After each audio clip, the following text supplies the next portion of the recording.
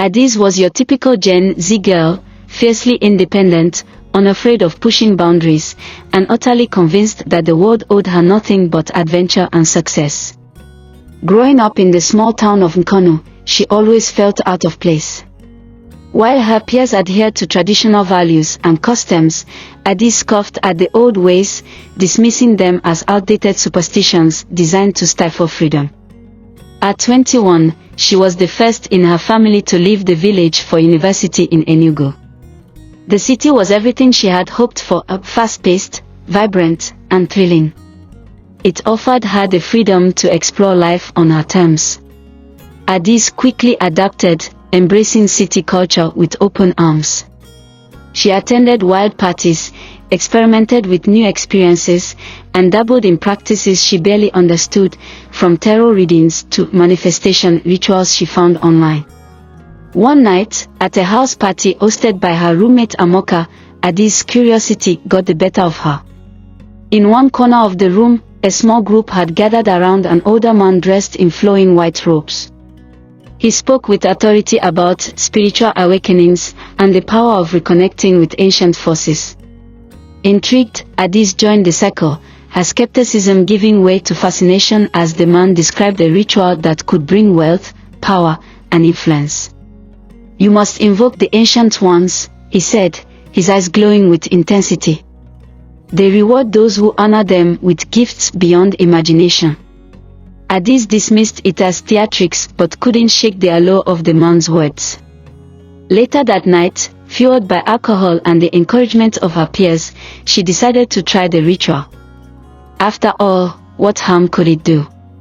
She followed the man's instructions, which involved lighting candles, drawing strange symbols on the floor, and chanting incantations in a language she couldn't understand.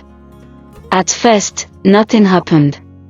Feeling both embarrassed and disappointed, she laughed it off and went to bed, thinking no more of it. But things began to change in the following days. Addis started having vivid dreams of a giant snake with gleaming eyes that watched her from the shadows. The dreams grew increasingly disturbing, with the snake coiling around her, whispering unintelligible words, and leaving her waking up drenched in sweat. Then came the night she could never forget. Addis was alone in her apartment, scrolling through TikTok when the air around her seemed to shift. The room grew unbearably cold, and an oppressive silence filled the space. She felt a presence, something ancient and malevolent. Before she could react, the snake from her dreams materialized before her, its massive body shimmering in the dim light. Paralyzed by fear, she tried to scream, but no sound came out. The snake slithered closer, its eyes locking onto hers. It spoke, but not with words. Its voice was inside her head, a dark, guttural tone that echoed through her mind. "You called me," it said. "And now, I have come to claim what is mine." Addis' words spiraled into chaos as the snake wrapped around her. The next moments were a blur of terror, pain, and helplessness. When it was over, she lay on the floor, trembling and broken. The snake had vanished, but its presence lingered, a suffocating weight that refused to leave. In the days that followed, Addis tried to rationalize what had happened. Maybe it was a hallucination or the result of too much stress. But the signs were undeniable. Her body bore strange marks, and she began to experience strange occurrences, objects moving on their own, whispers in the dark, and an unshakable sense of being watched. Addis' vibrant personality faded. She withdrew from her friends, stopped attending classes, and rarely left her apartment. The few times she tried to open up, people dismissed her as paranoid or unstable. Even Amoka, her closest friend, began to distance herself. But the worst was yet to come. One night, Addis woke up to find herself unable to move. The snake was back, its massive body looming over her. This time, it didn't just attack, it spoke of her offenses, her abandonment of her roots, her mockery of tradition, and her reckless invocation of forces she didn't understand. "You have no idea what you've unleashed," it hissed. "Your defiance will cost you everything." Adi's ordeal was far from over. Unbeknownst to her, the ritual she had performed had connected her to a spiritual realm that demanded restitution. The snake was not just a tormentor but a manifestation of something deeper, an ancient punishment for those who transgressed boundaries they didn't comprehend. And now, Adis was trapped in a nightmare that wouldn't end. Adi's days blurred into endless cycles of dread and torment. Sleep offered no refuge, as the snake invaded her dreams nightly, its cold, scaled body wrapping tighter around her mind. She avoided mirrors because she no longer recognized herself. Her once bright eyes were now hollow, surrounded by deep, dark circles. The faint marks on her body had spread, forming intricate, snake-like patterns that glowed faintly in the dark. But the worst part was the whispers. They started as faint murmurs in her head but grew louder each day. The voices were not just the snake's but others, countless others, accusing her of sins she didn't even know she had committed. You abandoned the old ways. You mocked what your ancestors revered. You danced with fire, and now it burns. Adis tried to fight back. She visited pastors, herbalists, and even self-proclaimed spiritual healers, hoping someone could break whatever curse had gripped her. But none of them could help. One pastor prayed fervently over her, only to recall mid-session, trembling and muttering, "This one has invoked something ancient. It is beyond me." Her family got wind of her struggles and begged her to return home, but Adis couldn't bear the thought of her parents seeing her like this. The shame, the guilt, it was suffocating.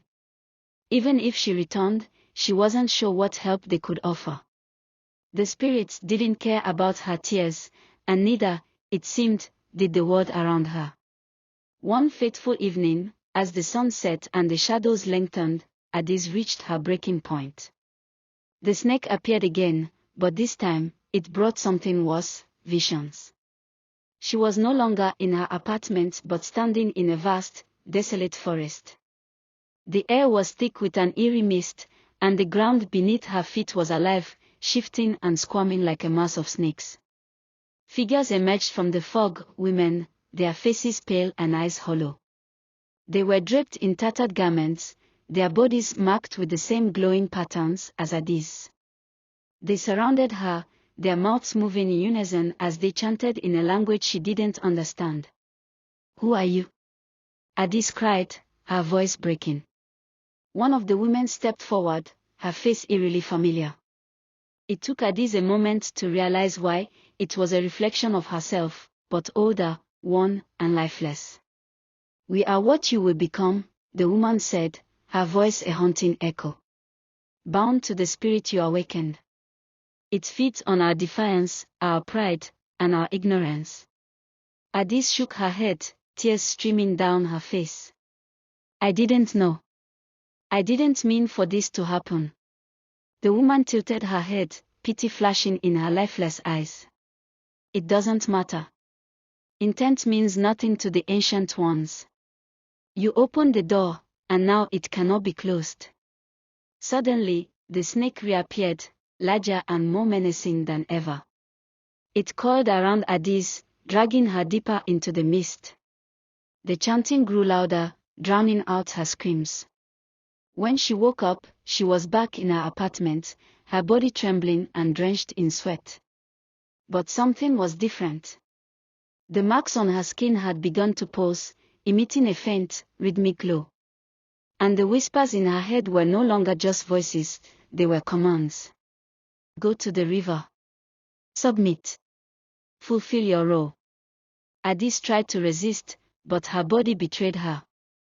She found herself drawn to the riverbank near her village, a place she hadn't visited since childhood. The journey was a blur, her movements no longer her own.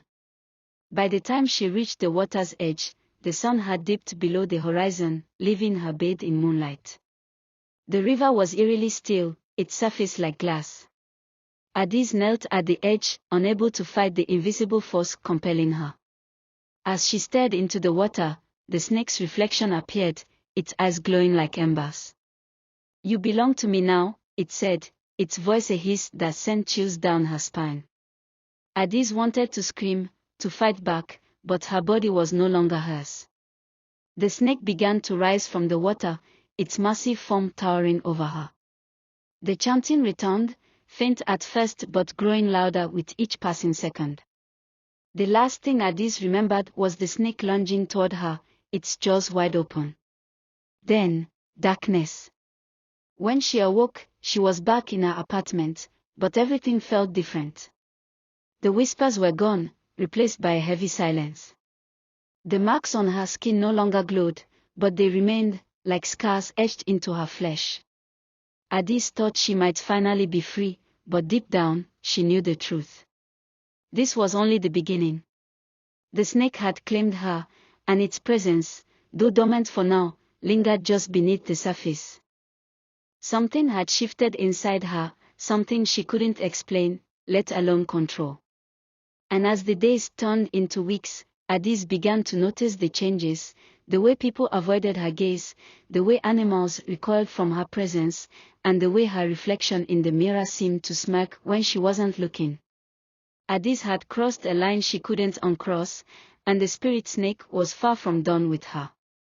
Addis' life became a silent horror she could no longer share with anyone. Though the snake no longer physically appeared, she felt its presence constantly, coiled deep within her, watching, waiting. The glow of her skin's strange patterns faded, but her body felt like it no longer belonged to her. The changes became more obvious as time passed. Her appetite diminished, replaced by a gnawing hunger she couldn't satisfy. Animals, especially cats and dogs, hissed and barked at her as though they could sense something sinister. Friends and neighbors whispered about her when they thought she wasn't listening. "She's cursed," one said. "She brought something into herself," another muttered. Addis stopped attending church, despite her mother's pleas. Whenever she stepped near a place of worship, a sharp, searing pain shot through her body, and she would feel an overwhelming need to flee. Her world grew smaller, her existence darker. One night, unable to bear the isolation, she called her mother and told her everything. The words spilled out between sobs, the ritual, the snake, the marks, the visions. Her mother's silence on the other end of the line was deafening. Finally, she spoke. "You must return home, Addis. There are things older than us, things we don't understand. You've touched one of them. Only the elders can help you now." Addis didn't believe in the old ways, but she had no other options. The torment was relentless, and she knew she was losing herself.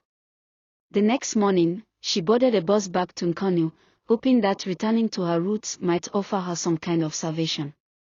When she arrived, her mother was waiting with a group of elders, men and women who carried the weight of centuries of tradition. They didn't waste time asking questions. Instead, they led her to the shrine at the edge of the village, a place Addis hadn't seen since childhood. The shrine was ancient, overgrown with vines and surrounded by towering trees. At its center was a large stone carved with the image of a snake. Addis shivered as she recognized the same coiled form that haunted her dreams.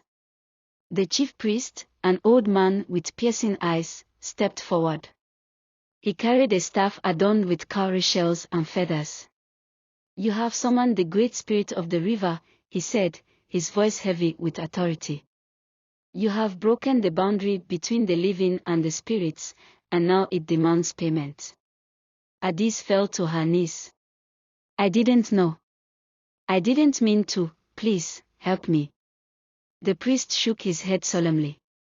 "Ignorance is no excuse. The spirit has claimed you. It will not let go easily." The elders began the ritual. They circled Addis, chanting in a language older than memory. The air grew thick with incense smoke, and the ground beneath her seemed to tremble. Addis felt the snake stir within her, resisting the pull of the elders' prayers. Suddenly, a piercing shriek tore through the air. Addis screamed as the glowing marks on her skin reignited, burning as though they were being carved anew. Her body convulsed, and the snake's voice roared in her mind. You cannot take what is mine. The elders' chants grew louder, their voices drowning out the snake's defiance. Adi's body arched, her eyes rolling back as she felt the snake being pulled from her. The pain was indescribable, as though her very soul was being torn apart. Finally, with a deafening hiss, the snake erupted from her body in a blinding flash of light. It writhed and thrashed before the shrine, its massive form shrinking until it was no more than a shadow. The priest struck the ground with his staff, and the shadow dissolved into the earth. Adis collapsed, her body trembling and drenched in sweat. The glowing marks were gone, leaving only faint scars. The oppressive weight she had carried for months was lifted, but she felt hollow, like a part of her had been taken with the spirit. The priest knelt beside her, his face weary but kind. You are free, child, but you will never be the same. The spirits do not forget. You must live carefully, honor the old ways, and never again call upon forces you do not understand. Adis nodded weakly, tears streaming down her face. She stayed in the village for months, slowly rebuilding her life under the watchful guidance of her family and the elders. But even as the seasons changed and the pain of her ordeal faded, Adis knew she would carry the scars, both visible and invisible, for the rest of her life. The snake was gone, but its shadow lingered in her memories, a constant reminder of the price of defiance and the power of things too ancient to be trifled with. Thank you for watching. Please do well to like, comment, and share. Thank you.